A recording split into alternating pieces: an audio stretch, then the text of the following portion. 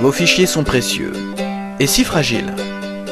Optez pour une solution simple, sécurisée et automatique. Neobi vous garantit la sauvegarde de vos fichiers à partir de 5 € par mois. Neobi.com.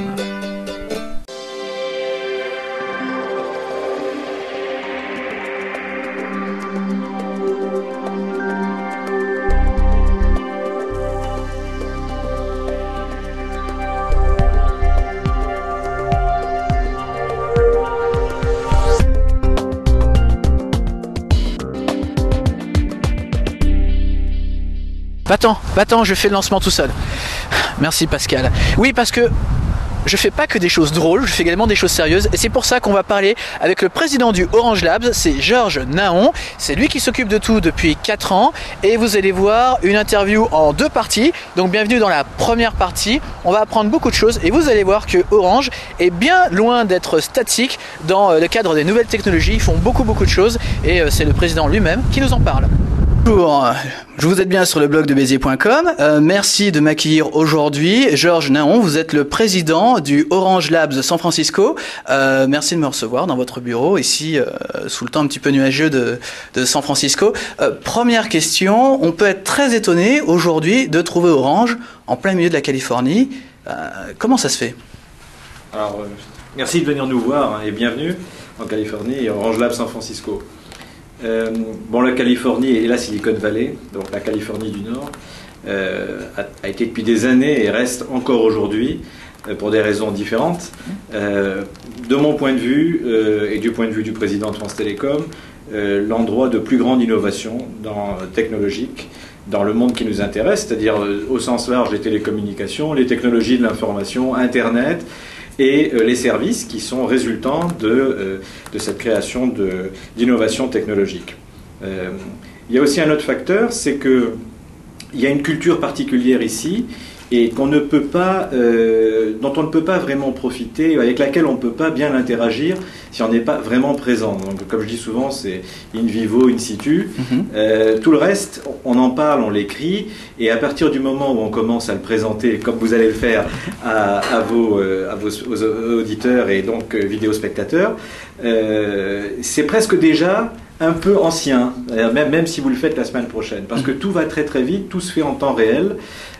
C'était déjà le cas dans les premières années de la Silicon Valley, au moment du silicium, donc des composants, Intel et autres, et c'est devenu beaucoup plus rapide maintenant du fait donc de l'Internet et du mobile qui propagent extrêmement rapidement les idées, les créations et surtout les bonnes idées et les bonnes créations. Donc pour un groupe comme Orange France Télécom, qui est un groupe dont la fondation est très technologique, c'est un groupe qui comporte un nombre très important d'ingénieurs très brillants, eh bien, la curiosité dépasse l'hexagone. On n'aurait pas pu le faire de France, par exemple. Non, voilà. Ça aurait été plus compliqué. C'est beaucoup plus compliqué. Et d'ailleurs, dans d'autres pays où nous avons également installé d'autres Orange Labs, comme la Chine, le Japon, etc. On ira voir. Voilà, vous allez voir, avec des objectifs différents, puisque les écosystèmes ne sont pas les mêmes. Ça répondait exactement aux commentaires que vous faites. C'est-à-dire que si on n'est pas présent, si on n'est pas là, si on ne peut pas interagir tous les jours avec les différentes générations, on pourra peut-être revenir sur ce point des générations, là, que j'aime beaucoup personnellement, et qui caractérise la façon dont les choses fonctionnent dans la Silicon Valley. On ne peut pas extraire, d'abord on ne peut pas interagir, car ici, évidemment, on ne fait pas que prendre. On prend, on donne, on interagit, on partage, on contribue, on fait ensemble, on se concurrence, mais on est quand même amis, et puis ça va très vite. Donc, pour le groupe, c'était à la fois, il y a 8 ans quand même que cette décision a été prise d'être présent ici, et entre-temps d'ailleurs beaucoup d'autres labos, d'autres sociétés internationales ont beaucoup disparu. De concurrence ici dans la Silicon Valley, concurrence entre guillemets d'autres opérateurs téléphoniques étrangers qui n'ont pas de marché on va dire réel aux États-Unis mais qui sont présents comme vous. Alors il n'y en a pas beaucoup. On peut noter quoi, SK Telecom par exemple? Bon, SK Telecom, c'est parce qu'ils sont eux, directement impliqués dans une activité commerciale ici. Ils ont fait une joint venture pour lancer des produits dérivés de ce qu'ils font en Corée. Comme Cyworld. Exactement. Oui. Voilà. Donc là, eux, c'était vraiment un objectif commercial. Les Japonais, donc NTT Docomo, c'est probablement le plus gros centre après le nôtre, donc je dirais 25aine de personnes environ. Hein. Ils sont très orientés sur du développement, de la recherche et développement sur un certain type de technologie pour le mobile.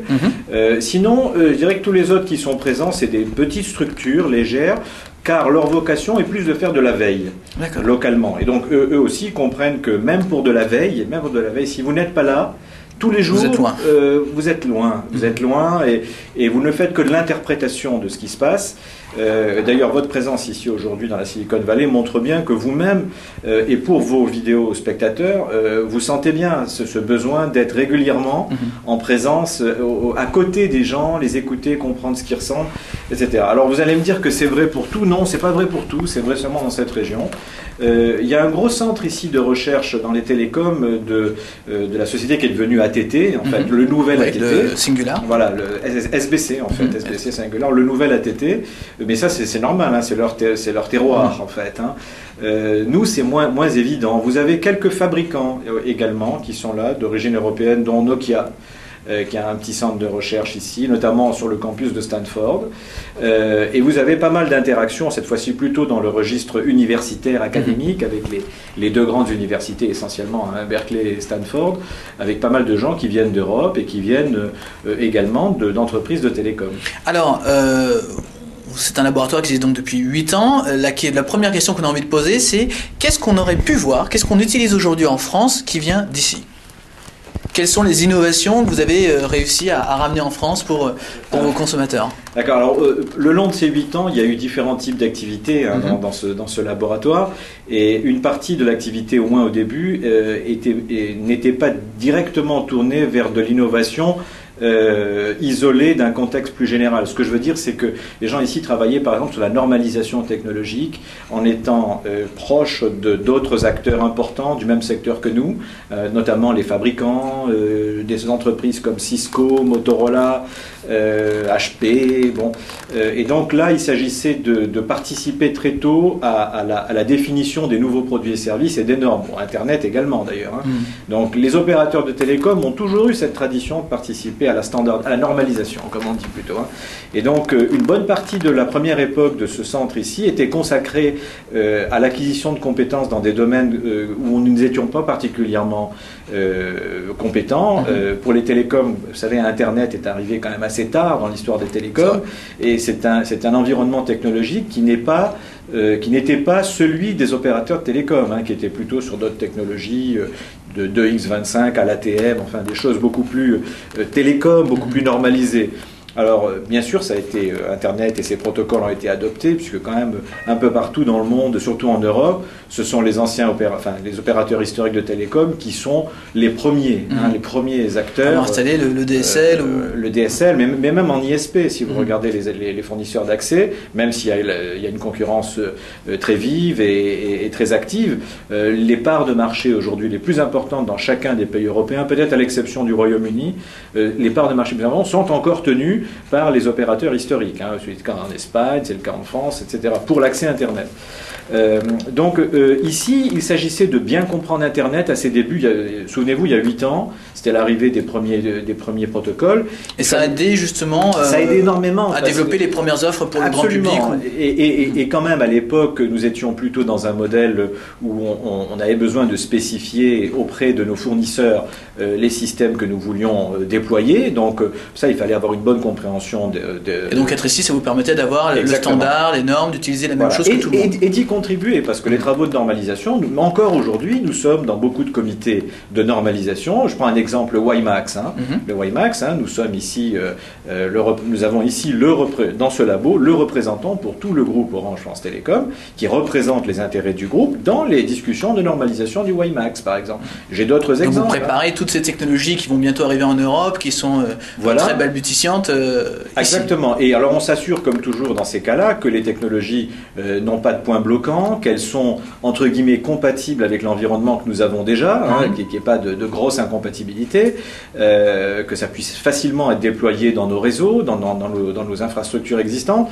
Il y a un autre aspect qui est la propriété intellectuelle. Il faut faire attention quand même que les normes ne soient pas établies juste pour sur des brevets de Pierre-Paul ou Jacques et qui font qu'après ça devient irrémédiablement extrêmement onéreux d'utiliser ces technologies. Donc nous ne sommes pas les seuls à veiller à ça. Tout le monde, nous-mêmes, nous avons des brevets. Hein. Nous-mêmes, nous apportons sur la table, je veux dire, nous, le groupe Orange, France Télécom.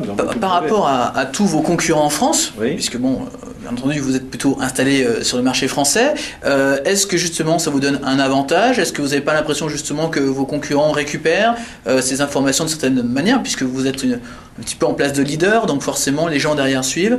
Oui, je crois qu'il y a deux choses qui me font penser que nous avons incontestablement pris de l'avance, et on peut peut-être dire où et comment.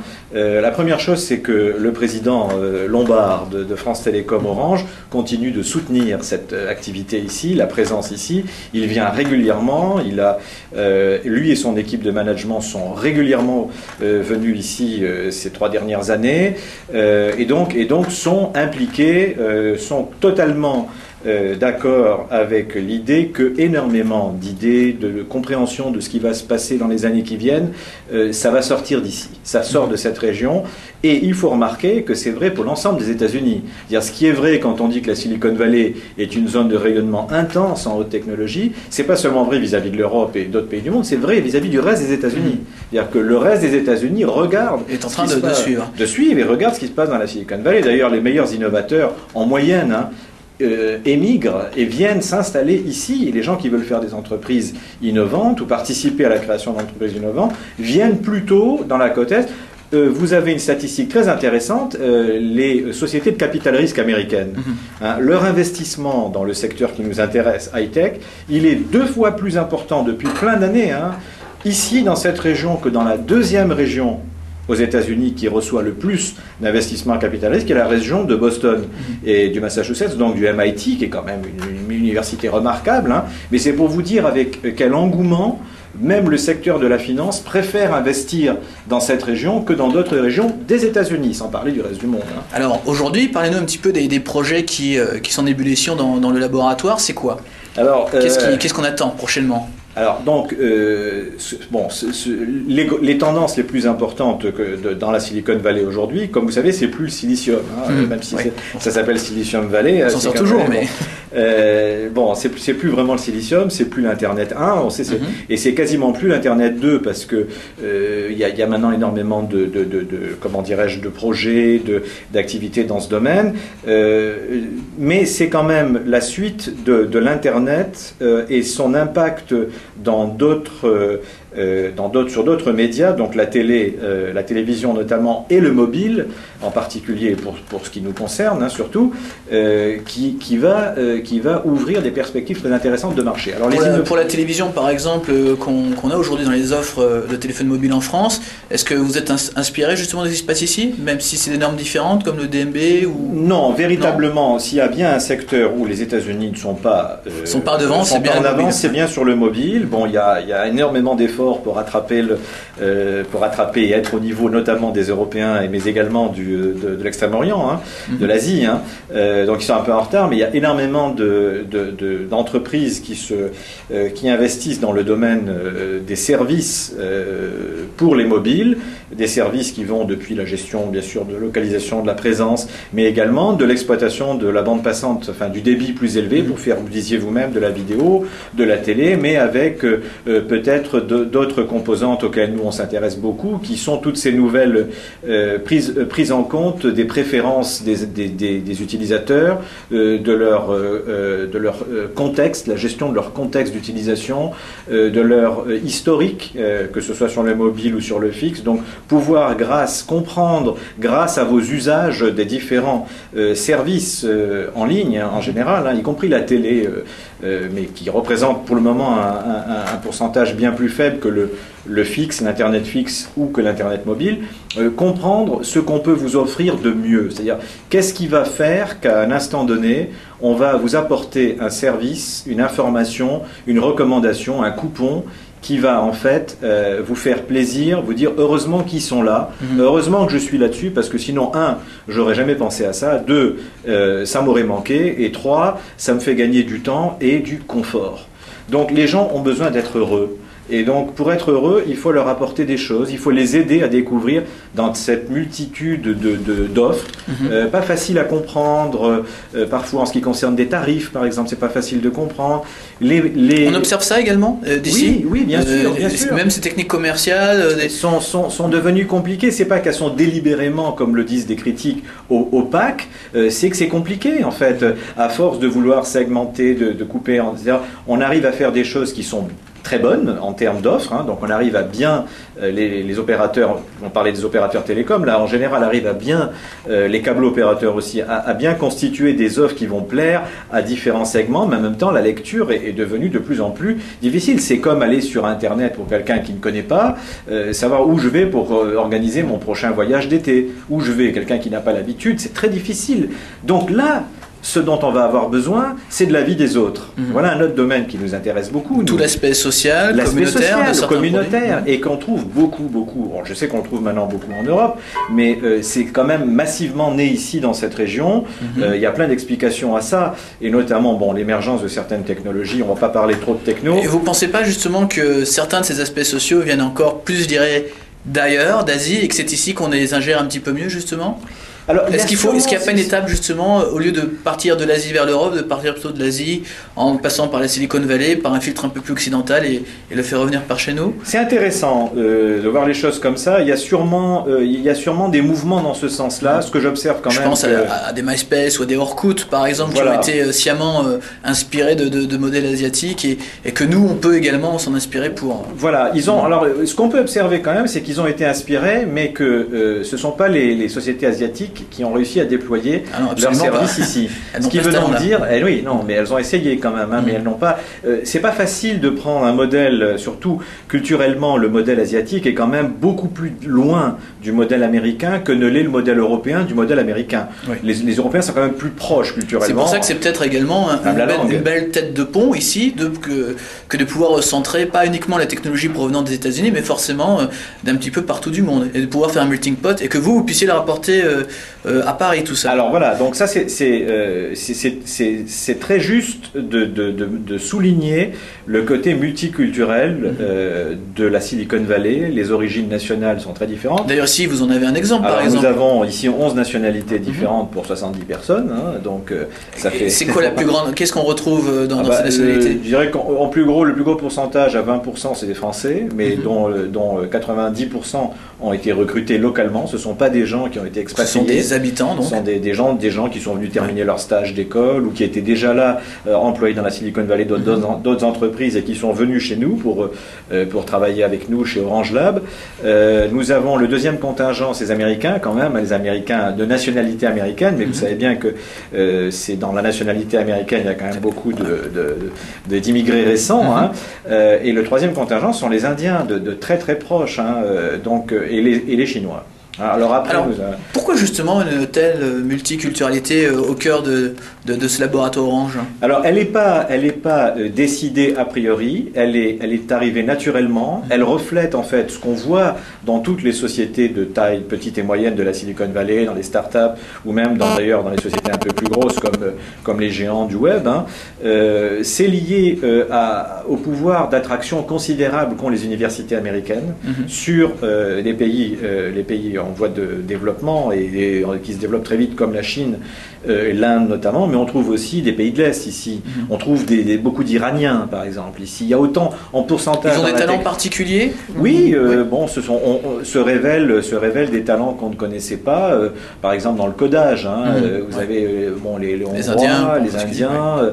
Je dirais que les Chinois sont beaucoup plus sur la production très en logiciel. Si on parle de logiciel, ils sont plutôt sur matériel. Mais ceux qui sont dans la Silicon Valley, c'est le logiciel plutôt système, vous voyez, c'est des ensembles complets, alors que les Indiens sont beaucoup plus, je dirais, comment dirais-je, la propension des Indiens à être sur du développement rapide, efficace, essentiellement autour de l'open source d'ailleurs, est très utile, si vous voulez. Donc les universités américaines, et notamment Berkeley ici, mais Stanford aussi, quand vous vous baladez dans les campus, vous voyez exactement ce que vous voyez. Vous allez voir chez nous. Justement, vous faites de la veille dans ces universités, vous observez les talents, oui, les projets. Nous avons 2 personnes qui sont en permanence à faire le lien avec les universités. Ce sont eux 2 d'ailleurs des enseignants, ils sont des PhD, mais ils sont employés ici chez nous. Ils passent l'essentiel de leur temps à apporter à eux-mêmes, à générer des innovations pour le groupe, mais ils le font beaucoup en relation avec ce qu'ils font eux-mêmes dans ces universités ou avec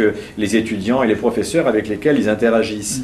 Et donc, quand vous disiez, est-ce qu'on ne va pas chercher en Asie des choses qui passent par la Silicon Valley? Parce qu'après tout, en partant, en ayant des employés indiens, chinois, ils apportent également leur point de vue sur des veilles ou sur des technologies, je suppose.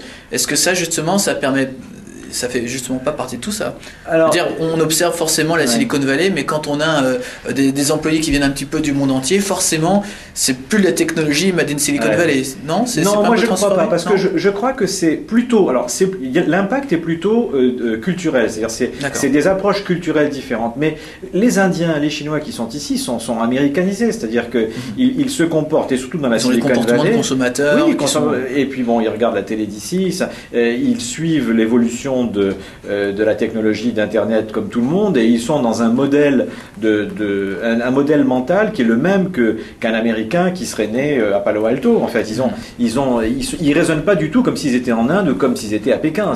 C'est pas du tout cette mentalité d'importation de culture. C'est la façon dont ils appréhendent l'innovation ici et leur travail. Elle est influencée par leur culture, hein. Les Indiens ont leur propre culture, ils la gardent ici, mais ils sont devenus des entrepreneurs. Même s'ils ne sont pas eux-mêmes patrons d'une start-up, ils sont entrepreneurs chaque jour dans tout ce qu'ils font dans les entreprises de la Silicon Valley, enfin les entreprises de high-tech, je veux dire, hein, de haute technologie. Alors justement, vous avez un outil formidable pour travailler, il y a beaucoup de gens qui y travaillent. Est-ce que passer le message d'ici à Paris, est-ce que c'est chose aisée? Est-ce que Paris, enfin je dis Paris, la France en général, Orange, le groupe, est-ce qu'ils gèrent bien ces informations? Est-ce qu'ils les reçoivent, je dirais, avec un bon accueil? Est-ce que justement ils modifient des choses? Comment ça se passe? Alors c'est globalement le transfert est bon, hein. Sinon on ne serait plus là, on ne serait plus jugé utile et efficace. Donc, mais vous arrive parfois, par exemple, de voir, de se dire bah tiens, à Paris ils n'ont rien compris, ou alors ils auraient dû faire cette décision-là parce qu'on leur a montré des choses. Est-ce que le côté français, je dirais franco-français des groupes parfois, est-ce que se disent ah bah tiens, ils ont vu quelque chose aux États-Unis mais non on n'y croit pas, ou est-ce que vous avez raison? On a ça. Bon, c'est pas qu'ils comprennent pas, c'est qu'ils comprennent moins bien parce que moins vite. Non. Je crois que c'est pas la compréhension de ce qui se passe, c'est plutôt dans la transposition mentalement dans le contexte français, par exemple, ou britannique, puisque nous sommes là-bas, nous sommes aussi en Espagne, dans plusieurs pays européens et même au-delà en tant qu'opérateurs. Hein. C'est comment transposer ça. La difficulté vient plutôt de là, de l'adaptation. Que de comprendre l'importance de ce que nous envoyons, de ce sur quoi nous attirons l'attention, ce que nous produisons nous-mêmes, parce que nous produisons nous-mêmes ici des innovations, mais qui sont très liées à ce qui se passe dans cette région. C'est-à-dire que nous, on ne va pas ici se préoccuper de choses qui peuvent être développées à Montbéliard ou je dirais... Forcément. Je veux dire, vous n'avez pas nos collègues là-bas qui font ça. Donc, vous n'avez pas de prise de décision justement, mais est-ce qu'il vous est arrivé par exemple de tirer des sonnettes d'alarme ou d'attirer justement le regard sur certaines technologies et des choses qui ne sont pas faites finalement? Est-ce qu'à force d'être ici, on n'a pas l'impression justement d'avoir qu'une vision un petit peu... Il faut quand même rendre justice à ce groupe dont le président est un énorme amateur d'innovation et qui a un appétit, un intérêt énorme, pas seulement pour ce qui se passe dans la Silicon Valley, mais pour l'innovation en général et l'innovation qu'il peut apporter à ses clients. parce qu'il est convaincu que, et nous avec lui d'ailleurs, je dois dire, que c'est cette innovation dans les usages, dans l'interaction entre les différentes générations, par exemple, si vous voulez on pourra en reparler, c'est un des éléments importants de cette région, un des enseignements de cette région, c'est comment on gère l'émergence de nouvelles générations d'utilisateurs. C'est quand même très important, fondamentalement. Alors justement, je vais sauter dessus. Vous êtes là depuis 8 ans, justement, on parlait de changement de génération. Il y a clairement une véritable différence entre les gens de la première bulle, on va dire, et les nouveaux arrivants, les nouveaux entrepreneurs. Pourquoi est-ce que ça a l'air d'être si important que ça pour le laboratoire, justement ? Alors, cette disparité. Bon, je crois que les comportements qui changeaient avec l'arrivée d'une génération, c'est pas nouveau. C'est pas nouveau. Ce qui se passe simplement, c'est que ça s'est accéléré à peu près de façon proportionnelle à la vitesse de développement des innovations dans nos secteurs. Bon, si vous comparez ce qui se passait il y a 3 ans sur Internet et ce qui se passe maintenant, on a fait au moins autant de progrès que dans les 10 premières années d'Internet. Et franchement, c'est le minimum qu'on puisse dire, sachant qu'en plus c'est combiné avec le mobile et le fixe et un peu Internet. Il y a énormément d'innovations technologiques et sur les services. Pourquoi il y a eu tellement d'innovation sur les services? C'est parce que vous avez, en tout cas dans cette région, une volonté permanente, comme ils disent, de changer le monde. Alors on peut rigoler, on peut ricaner quand on est français. Et vous aussi, vous l'avez cette motivation? Je l'ai complètement, et je pense que de façon raisonnable, notre président et donc tout le groupe Orange France Télécom veut changer le monde, veut apporter plus de confort aux gens. Et confort, c'est pas seulement dans la vie individuelle, mais dans l'entreprise. Les mouvements de fond que l'on voit plus que se dessiner, se propager depuis la Silicon Valley maintenant dans le reste des États-Unis, y compris dans le secteur des entreprises. Il faut quand même comprendre que les entreprises sont en train d'adopter de plus en plus à la fois ces technologies, mais les nouvelles générations qui sont en train de rentrer aux commandes dans les entreprises ne travaillaient pas sur des mainframes, des méga serveurs, ce genre-là. Ce sont des gens qui ont tous été formés. Bon, j'exagère exprès, je caricature, mais c'est des gens qui ont tous fait de l'open source, c'est des gens qui ont tous fait ils sont nés avec un mobile dans la poche. Je veux dire, ils ont, pour eux, être sur Internet avec 12 fenêtres ouvertes pour faire de la messagerie instantanée, bon, ben, c'est le quotidien. Aller demander l'avis à quelqu'un sur MySpace ou je ne sais où, tiens, comment tu fais toi pour... Et justement, comment on fait pour pas être décalé avec la réalité du marché et les gens qui aujourd'hui ont un abonnement téléphonique ou ne sont pas encore habitués à ces usages-là, justement? Alors c'est toute la difficulté de bien comprendre ce que fait cette nouvelle génération ici. Et on voit bien en Europe, c'est pareil maintenant. Disons que le temps de transfert est de l'ordre, à mon avis, de 6 mois en ce moment entre la vallée, la Silicon Valley et les zones actives d'Europe.